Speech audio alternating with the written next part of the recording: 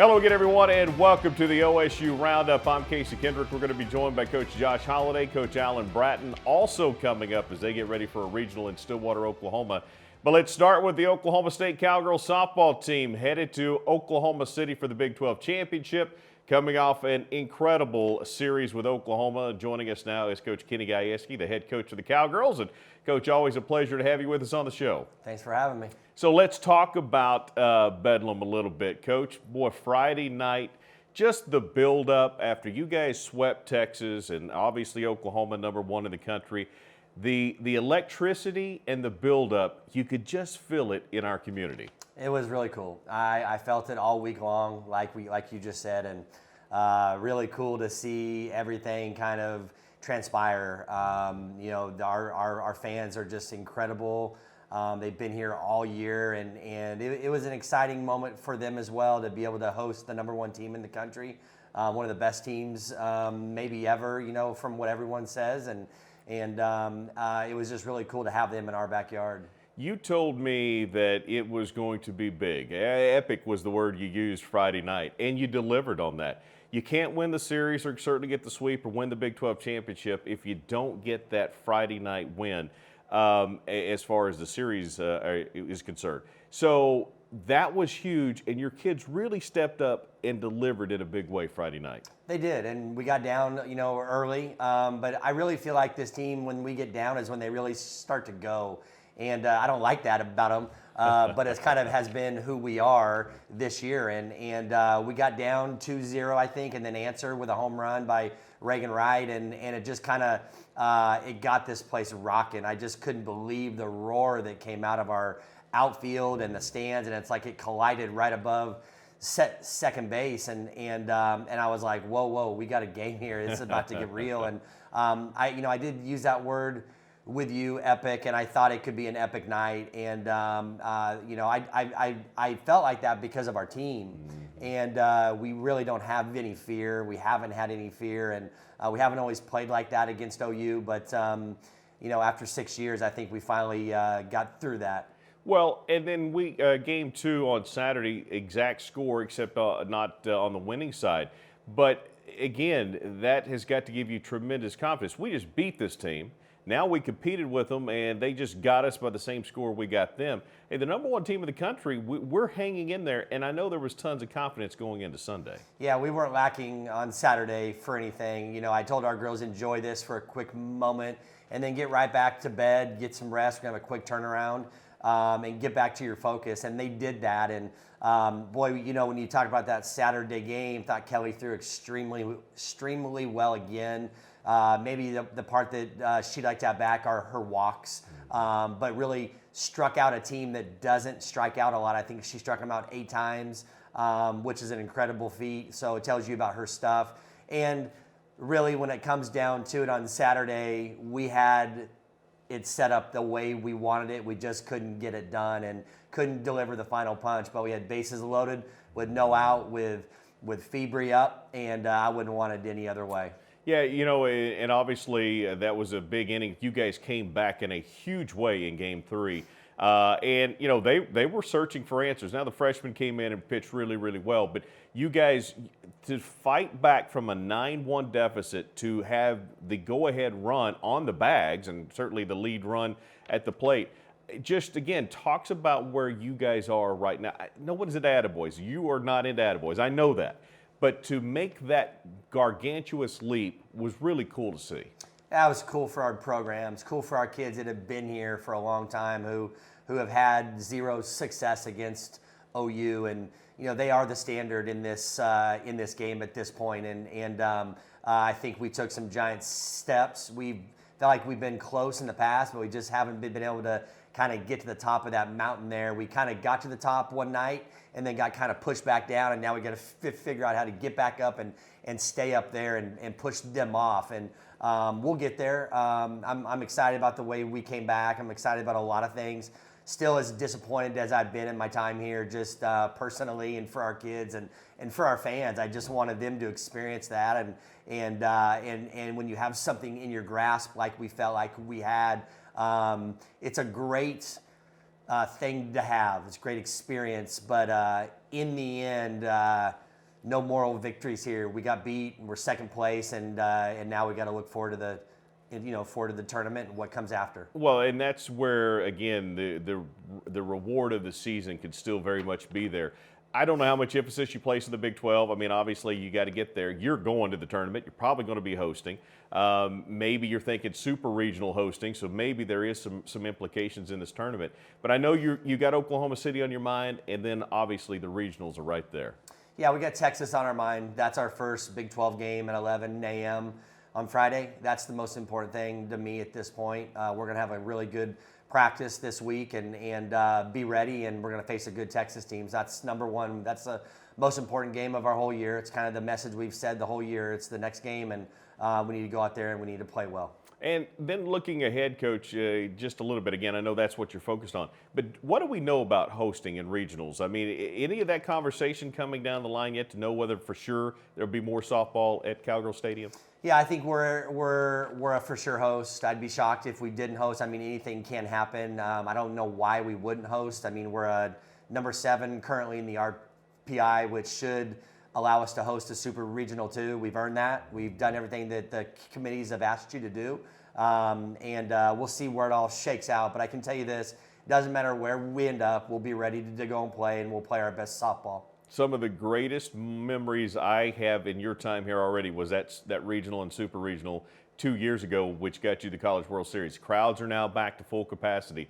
Again, I know I'm zooming past Oklahoma City. I can't do that. But when you guys do come back to Cowgirl Stadium, it's time to fill that place and make it what you knew it could be all year long. Yeah, we'll be at the mercy of the NCAA and what they allow. And I think, honestly, it's a 50%, which is better than what we've had. It's a disappointing thing at this point, but it is what it is. So the bottom line is, it's like I told our kids, we got free softball. And this is what it's all about. You come here for free softball. This is what you have to earn this part of each year, and you don't just get handed this. It's becoming kind of the standard here. So we're not really even playing for regionals. We're playing for supers and World Series berths, and that's what it's all about. Anything less than that will be a disappointment for this team. The bar has been raised, and it got raised even further after this last week, and best luck in Oklahoma City. Thank you. Let's take a break. When we come back, the Cowboys, they've got full capacity. Some really good things coming up on the horizon. We'll talk to Josh Holliday after a quick timeout.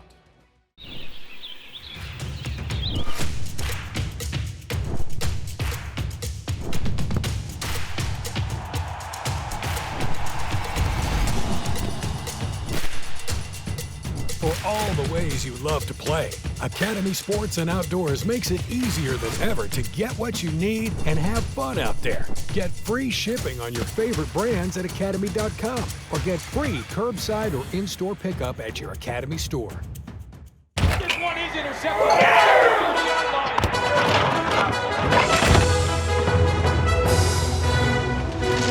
Decorative towel. There was a mess. I wiped up a mess. Yeah, you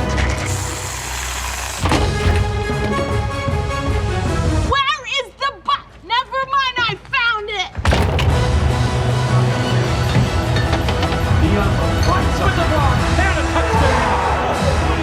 When game day is a go, there's a Bud Light there.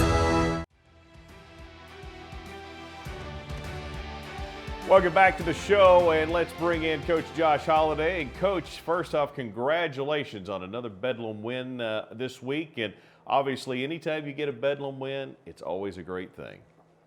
Well, we played a 5-game regular season series with OU, the 2 non-con games and the 3 Big 12 games. So out of 5, we were able to win 3 of them. So nice job by our team. It was a good baseball game last night. They normally are when we match up. OU's talented. They've got really, really good pitchers and some very talented hitters. So it was a good ball game. I thought we did a lot of good things. Very proud of Noah Seifert and his outing on the mound, along with many others. And Cade Cabanis had a particularly good game Tuesday night in Tulsa as well. So, yeah, very nice job by our team. Important win for us. And, again, anytime you play your in-state rivalry where those games have a little bit more attention, I was proud of the way we were prepared and also how we performed. And obviously, you win Bedlam, you start there, it was the last game, so that's where you start. But let's go back to the Kansas series. Obviously, Coach, you guys were in need of a series win. You were in need of rebuilding some momentum, getting some arms that had not been used to starting because of injuries and those sorts of things, getting them some pressure moments. And I thought your kids really delivered well all weekend long. Obviously, I know you'd like to get the sweep, but you got the series win and a big weekend in Lawrence. Well, Mitchell Stone did a fantastic job on Friday night.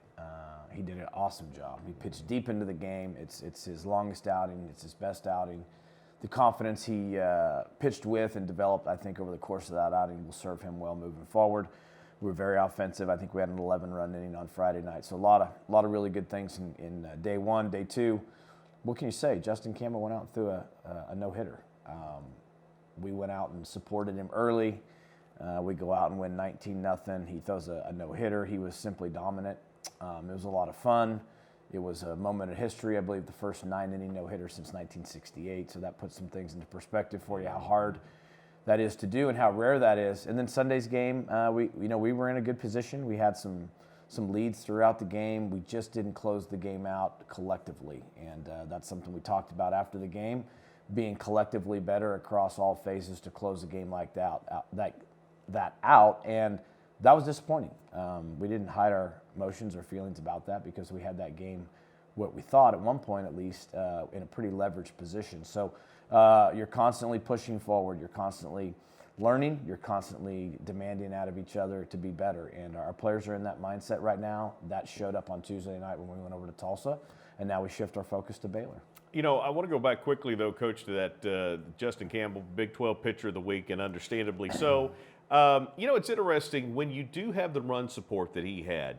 You know, we talk about, well, you've got the confidence. Now you can start pitching to contact. You're just trying to get outs. But that's not the way he did it. I mean, it's not like he was like, okay, just let them hit it, and if they get a sprinkle, a hit or two. He pitched still with a focus that was really awesome. Only one walk, that close to a perfect game. The kid was just really good on Saturday. You make an amazing point. Many times when the score gets that lopsided or that gap is that big that early, it's very hard to concentrate at that level. So totally made his no-hitter, in my opinion, that much more special because he didn't let the score change the way he pitched. His process was exceptional. His focus every pitch was through the roof good. He did it. He did it despite having a lot of room for error, and he chose to be that excellent. So it was really a fantastic execution by him. Obviously, Coach Walton was prepared and called a great game, but Justin went out and took that information, took that guidance, and he flat delivered. And it was fun to watch. And just a glimpse of what it looks like when a talented guy is completely committed to what he's doing, has prepared exceptionally well, and Justin has always loved to compete. So he always brings that with him. On that particular day, he brought that competitive spirit with just excellent execution. Obviously, now you've won 3 out of 4 the previous week. Get you ready for a huge final Big 12 series with Baylor coming in here this weekend. Baylor's very good. We'll start scouting them today, but their statistics and their body of work to this point are very good. They continue to do a great job with their team. Coach Rodriguez, excellent coach, his staff. They come in with strong numbers. They're good on offense. They've pitched well. Another very important Big 12 series for us, which has been really the story since we opened Big 12 play, I guess 9 or 10 weeks ago at Texas Tech. So it's a great conference. There's so many good programs, so many good coaches, and obviously very talented athletes. Just a couple of series left and a couple of things I want to get to. One, this weekend you will honor the first 2 African Americans that ever played for Oklahoma State in the baseball program, and obviously an awesome opportunity to honor those men. Well, this is something that we're excited to do. Freddie Mulder and Don Kuykendall, 2 gentlemen that I've not had the privilege of meeting yet. Their historic place in OSU baseball history is something that we're excited to celebrate and make more of a story to our great fan base and to our current team. The first 2 African American players to play baseball here at Oklahoma State. No better time than to celebrate all the heritage, all the moments, and the diversity that is so important to our history. And so many times we celebrate across every program the individual feats or the team moments and all these different things, and that's great. But these are historic figures in our program's growth, and they stand for things that we want to continue to do a better job of bringing to light. and celebrating those great moments and great people right alongside all the great moments in teams. And I think that's something that this Saturday we're looking forward to bringing those guys back and honoring them and showing them how much they mean to our program. And then something we thought we were going to get to see on opening day, May 20th, former President George Bush, who I know has a special relationship with Mr. O'Brate and that family. And I mean, how awesome is that opportunity to get him here? And again, just you think back in history, you think about his first pitch that he threw out in Yankee Stadium. Just a huge moment for Cowboy baseball. Yeah, it's just an awesome moment for Stillwater, for Oklahoma State, to have President Bush travel to Stillwater, to have him be in this town, on this campus, and obviously inside O'Brate Stadium. Speaks to the relationship he has with Cecil, and also gives our ballpark and everyone here just something to look forward to, because not often do you have a President of the United States come to your community and give your baseball stadium and baseball program a moment. And as you said, he's been a part of a lot of moments, and I know baseball is a passion of his. He threw out the first pitch in the College World Series when I was coaching at Vanderbilt, and got to see him open that stadium with the first pitch. So I think this is something that he's enjoyed doing over the years, but it's very meaningful as well. So hopefully with full capacity returning, we'll see some amazing crowds here the next couple weeks. Well, and that was my final point, Coach. The ban's been lifted for Big 12 or for Oklahoma State. I know the NCAA, some of that stuff would change, but you got an opportunity to finally see what O'Brate could really look like. And with some special promotions, with the way you guys are playing, the talent, what these series mean, it could be special the next couple of weekends at O'Brate. Well, I hope everybody that's wanted to come but hasn't been able to just yet will take advantage of the next 2 weekends. And everyone that has been able to get in will continue to flow in there. I'm going to miss some of the students now that probably went home, because the student body had become such an awesome addition to what it felt like to be at home and play a baseball game. But we can't wait to see everybody out there. Let's try to fill the place up. Let's create some moments for these older players on our program whose last runs here these next couple of weeks will be something they'll always remember. Coach, appreciate it. Best of luck against Baylor. Thank you. Let's take a break. When we come back, the Oklahoma State Cowboy golf team, they're getting ready for a regional right here in Stillwater at Karsten Creek. Talk to Alan Bratton coming up after a timeout.